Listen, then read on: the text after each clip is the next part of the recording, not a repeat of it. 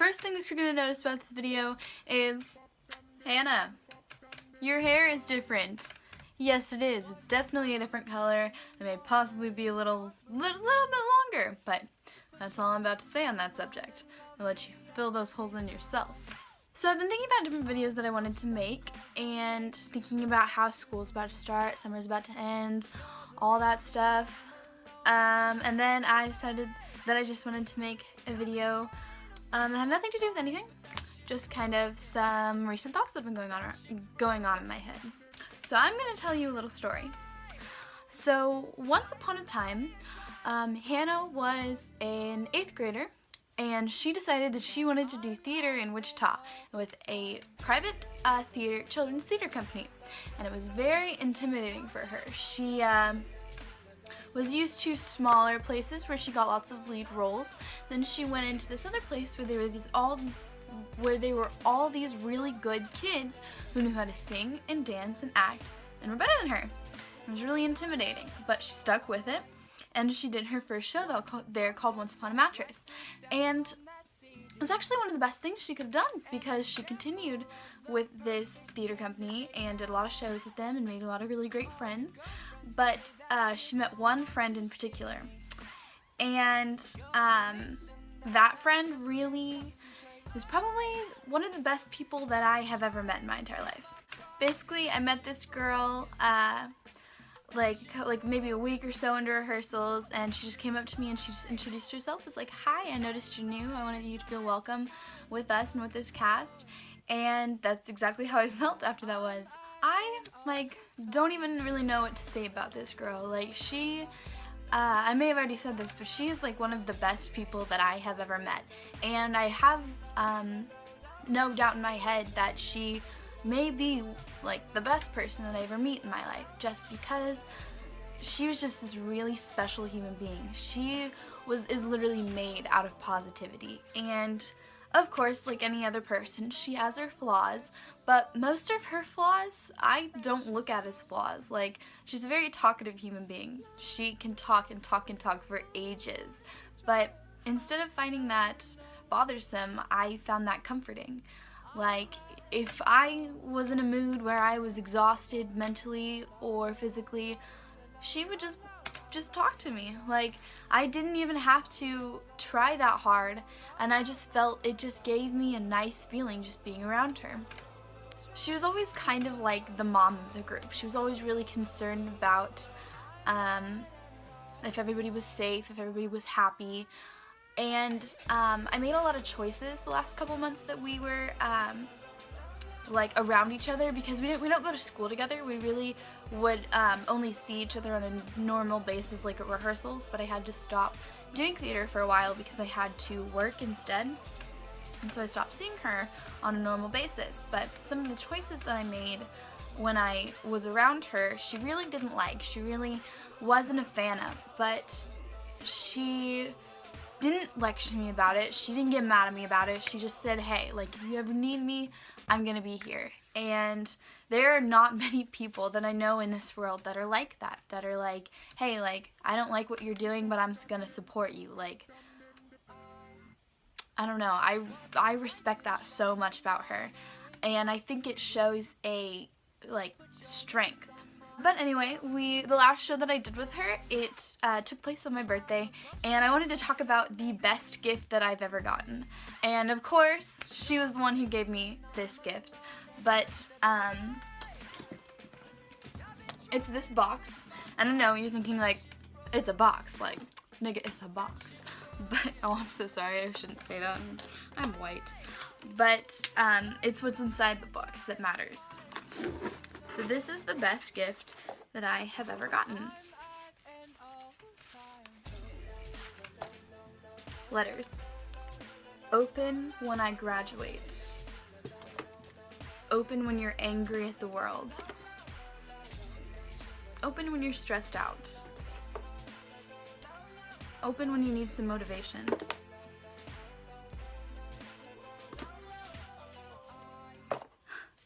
Open when you need a walk down memory lane. Open when you feel like you failed. There are so many like Like, look at these. She hand wrote every single one of these letters. Like it just blows my mind. And not only that, but there are like little gifts to go along with every single, okay, not every single, but there are gifts that go along with like 15 of those letters, like little presents that like you like open it and it says like open present number 1, and so then you open a package that like is marked with number 1. But this is literally the best gift that I've ever gotten in my entire life. Not because it's like it like costs so much, but because of the effort that was put into it. Like I know how much she loved me because she spent hours and hours of her free time writing these and thinking of these and putting this together and buying the stuff for it, and it just blows my mind. Like I don't deserve people like that in my life. But I'm also making this video because I kind of want to talk about how much it sucks when you like lose these great people, because we don't talk anymore. We kind of lost touch, and part of me thinks that maybe she's mad about something, like maybe I did something, but I don't want to bother her really, because a lot of the time I feel like I am a very problematic person, and I don't ever want to put that on other people.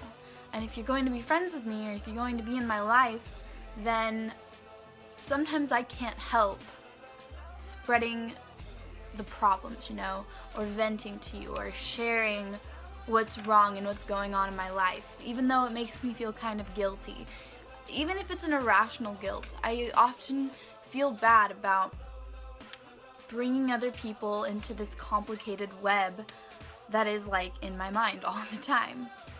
I know I really should just pick up my phone and call her or text her and just see how everything's going, but I'm afraid that if I do that, then I'll find out that it's because I did something or forgot something, or that it's my fault that we like fell out of contact, and I don't know, it gives me anxiety, and I don't want to figure out exactly what happened. But like another part of me is like, maybe nothing happened at all. Maybe she's just waiting for you to text her, call her, or just drop a line.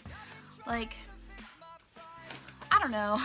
I guess I'm kind of just making this video to, first of all, just kind of talk out all my thoughts that I've had about this, because I went and saw a show a couple days ago, and like she was sort of in it.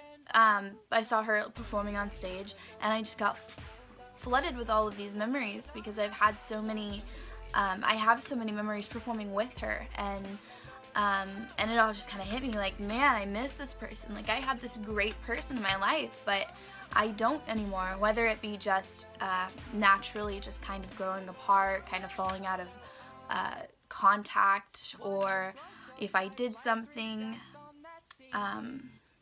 because sometimes I feel like I couldn't match her energy in the relationship. Like, she was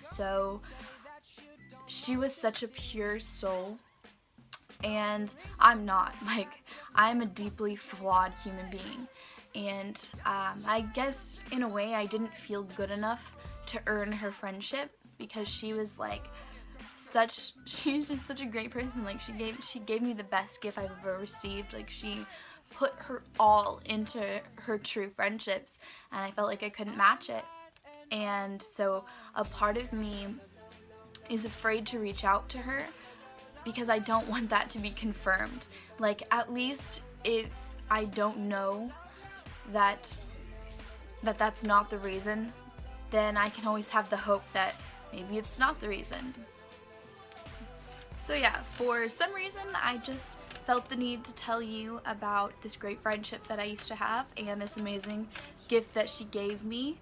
And I guess if there is a lesson to be learned amongst all this, it would probably be just make sure you appreciate those really true, pure people that you have in your life. Make sure you recognize that they are those people before they're gone, or before you drift apart, before something happens and you don't have them anymore. Just take some time and think about the people you surround yourself with and give whoever deserves it appreciation and recognition. That's my, that is my, gosh, affirmation maybe, is that the right word? Like, that's just what I am saying to you today. Just appreciate and recognize the people in your life who deserve it. Also, just as a side note, people that I know have started to watch me on YouTube, which is cool. Like, I can understand. If I knew anyone who made YouTube videos, I would be super curious about their videos and stuff, but it does give me this kind of layer of anxiety because I want this channel to be a place where I can be true and be able to talk about not just superficial things that I put on the outside, but also talk about things on the inside and my flaws and some negative aspects of my life. Because I think that making yourself vulnerable and putting yourself out there for other people is really respectable. And I know some people may not share my opinion in this, that's just what I think. But when I see people who do that, I'm like, wow, like that took some bravery, that took a lot of guts. And I think if people don't respect that, then like that's okay, because you're like being yourself. So that's all you can do. I'm so rambly, this tangent doesn't make sense.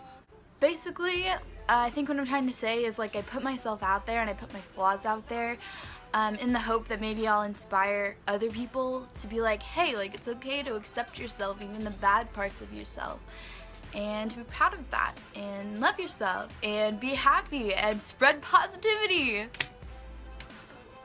That's all I'm trying to do. I'm just trying to spread peace and love and happiness and positivity. Alright, so today's quote of the day is, "The planet does not need more successful people. The planet desperately needs more peacemakers, healers, restorers, storytellers, and lovers of all kinds." And I probably really like this quote because I'm probably not one of the quote-unquote successful people, especially not the way that I'm going, like how I'm thinking about my career. So I probably kind of like that because it's much easier for me to be a lover and a storyteller and a healer than a lawyer or a business person or a computer analyst or a practical nice job that people want me to get so I can make money. I just can't see myself doing that. So I like this quote because it kind of romanticizes the fact that I'm probably going to be a starving artist the rest of my life. Alright, so yeah, that's the end of my rambly, odd video that I'm going to put on the internet for the whole world to see. I hope you guys have a fantastic day, and don't forget, always stay inspired. Bye.